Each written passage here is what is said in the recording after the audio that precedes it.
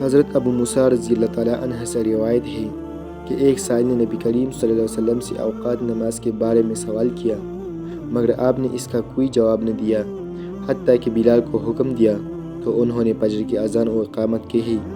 جس وقت فجر طلوع ہوئی بس آپ نے نماز پڑھائی، جبکہ آدمی اندھیرے کے باعث اپنے ساتھ کی چہرہ نہ پہچان سکتا تھا۔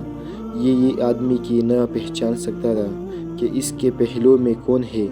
پھر بلال کو حکم دیا تو انہوں نے ظہر کی اذان و اقامت کہی۔ اس وقت جب سورج ڈھل گیا، حتیٰ کہ کہنے والا کہتا تھا کہ کیا نصف نہار ہو گیا ہے، اور آپ وقت کو خوب جاننے والے تھے، یعنی سورج ڈالنے ہی پر نماز پڑھی، مگر لوگوں کو شبہ ہو سکتا تھا۔ پھر بلال کو حکم دیا تو انہوں نے عصر کے لیے اذان و اقامت کہی۔ جب سورج ڈوب گیا پھر بلال کو حکم دیا تو انہوں نے عشاء کے لیے اذان و اقامت کہی، جبکہ شفق سرخی غائب ہو گئی۔ اور جب اگلا دن ہوا تو اپنے فجر کی نماز پڑھی اور تشریف لے گئی، اور ہم کہہ رہے کہ یہ سورج نکل آیا ہے۔ پھر عصر کے وقت میں ظہر کی اقامت کہی، یعنی کل گزشتہ کے وقت میں، اور عصر پڑھی جبکہ سورج زرد ہو گیا تھا۔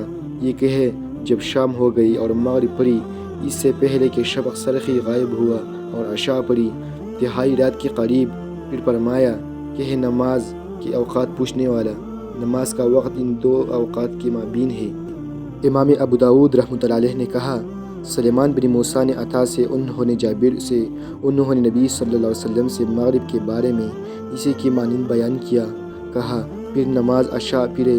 بعض نے کہا تہائی رات کے وقت، اور بعض نے کہا آدھی رات کے وقت۔ اور ابن بریدہ نے اپنے والد سے، انہوں نے نبی صلی اللہ علیہ وسلم سے ایسے ہی روایت کیا۔